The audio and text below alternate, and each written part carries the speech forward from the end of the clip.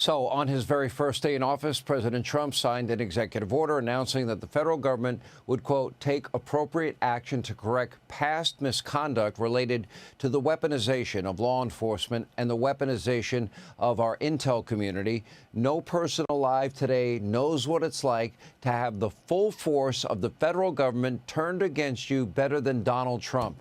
Well, he does not want any other Americans to have to go through what he went through, because President Trump, frankly, has been bent to hell and back.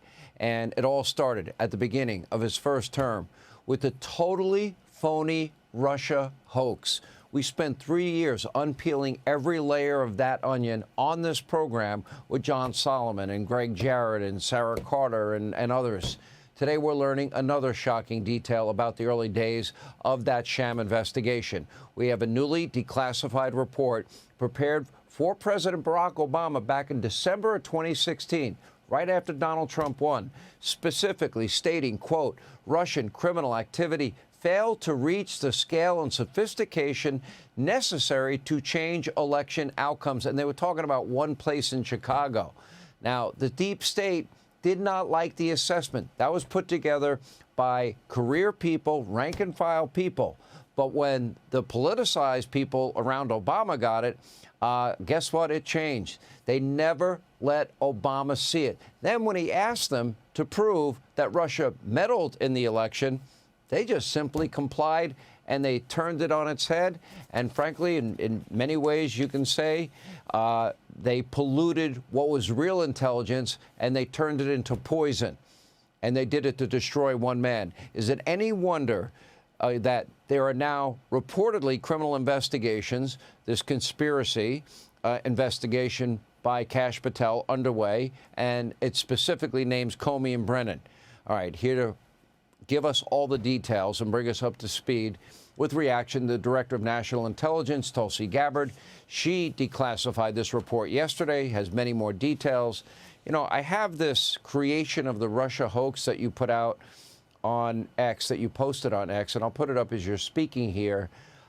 What is amazing to me as I've gone through this cache of documents you've released is they concluded just the opposite.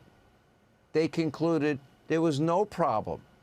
And then all of it, that was the rank and file. These were career people in the intel community. They gave honest assessments. Then all of a sudden it ends up in the hands of the leadership, the deep state as we call them, and what happened to it. Can you explain what the process and what these documents reveal? Yeah, thank you so much, Sean. This is such an important issue, and I just want to start by saying that this is an issue that is important to every single one of us as Americans. This is not a partisan issue. It has to do with the integrity and the strength of our democratic republic.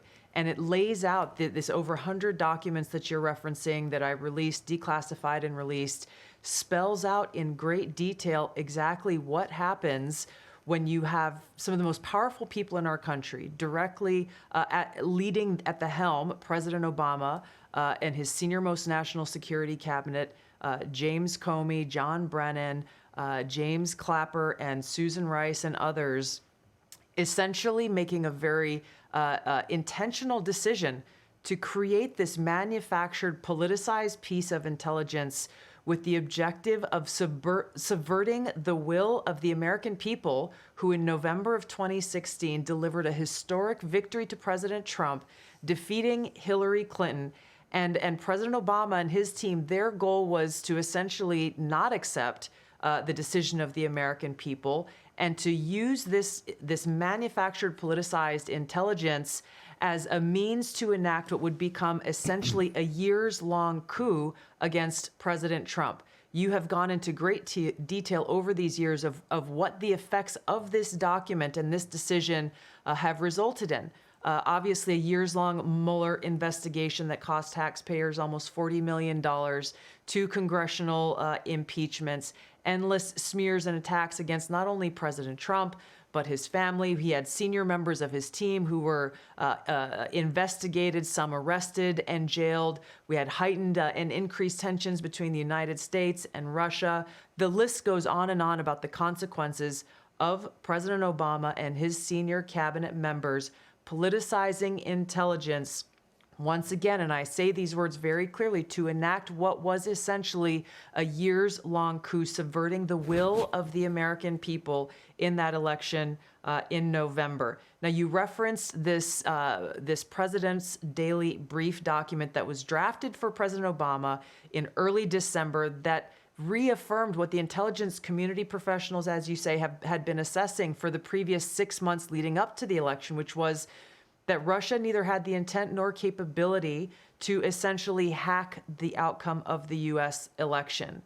As you said, President Obama's political appointees pulled that document before it could be published, and it has not been published until we released it today. And the very next day after they pulled that document, President Obama called a National Security Council cabinet meeting to discuss how Russia interfered with the election. Again, this is the first week of December. 9th, President right? Trump had already won. Correct. This is the December 9th meeting. That's exactly right. The December 9th meeting, we declassified and released what they called the summary of conclusions from that meeting. Then DNI James Clapper took the lead on what President Obama wanted done, and which was essentially create a document that tells us not if, but how Russia interfered with the election. President Obama delivered the conclusion that he wanted the intelligence community to reach and directed them to find and essentially create and manufacture the intelligence to support the conclusion that President Obama wanted to deliver to the American people. Once that document was drafted, the deep state kicked into gear and did what they usually do. They started leaking this classified information out to their friends at the Washington Post and others who are working hand in glove with the deep state to lay the groundwork for the assessment that they eventually released that served as the basis, once again, for this years-long coup with the goal of trying to subvert the American people's will and usurp President Trump from being able to deliver on the mandate that the American people gave to him when they chose to elect him as president of the United States. So you had career intel people that came to a conclusion that, in fact, Russia did not interfere, that it had no impact, and they didn't like the assessment, and they have this meeting with President Obama at the time, and they make the decision, a very conscious decision, to pervert real intelligence, turn it into phony intelligence, but also simultaneously something else was happening. And James Comey, for example, was warned about the Russian disinformation dossier that was paid for by Hillary Clinton. He was warned not to trust it, but it became the bulk of information for not one but 4 separate FISA warrants, ruined Carter Page's life, but also backdoored an ability for them to spy on President Trump, candidate Trump, and transition team Trump. Nobody was ever held accountable for that either. Now, to me, it sounds like you have appointed powerful bureaucrats that just flat out created a narrative that was false to undermine a duly elected president. Now, if that's not a grand conspiracy, I don't know what would be. Do you see crimes here? I do, Sean, and I'm referring all of these documents that we have found and uncovered, referring them to the Department of Justice for further investigation, accountability, and action, not just investigation, but action. Accountability has to take place. The American people's ability to have faith and trust in the integrity of our democratic republic is literally what's at stake, and therefore the future of our ability to exist as the country that we know it. This accountability is critical to make sure that this never happens again. Exposing the truth and naming those who are responsible should drive that accountability that has to take place. I just want to mention quickly, Sean, you mentioned the Steele dossier. That plays a critical role in these documents that we released, specifically because James Clapper, James Comey, John Brennan, they all knew that the Steele dossier was discredited at this point. It's not something any intelligence professional looked to as something that could be referenced or should be referenced in any intelligence assessment whatsoever. I know that there were professionals who were told include the Steele dossier in this January Obama-directed manufactured piece of intelligence, and they protested to people like John Brennan and James Clapper. They were shocked that it would even be considered. The Steele dossier was used in this manufactured assessment that President Obama directed be created, along with many other pieces of intelligence that the intelligence community itself, for months leading up to the election, said this is not credible and should not be used at all. We've got to get to the bottom of this. I hope there are criminal referrals at the end of this. This investigation has got to be thorough, and I have every belief that we eventually, this is a big release today. Declassifying this is a big deal.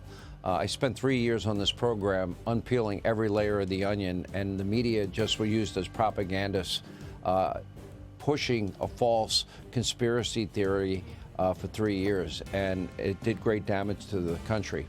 Tulsi, great work. Thank you. We appreciate it. Hey, Sean Hannity here. Hey, click here to subscribe to Fox News YouTube page and catch our hottest interviews and most compelling analysis. You will not get it anywhere else.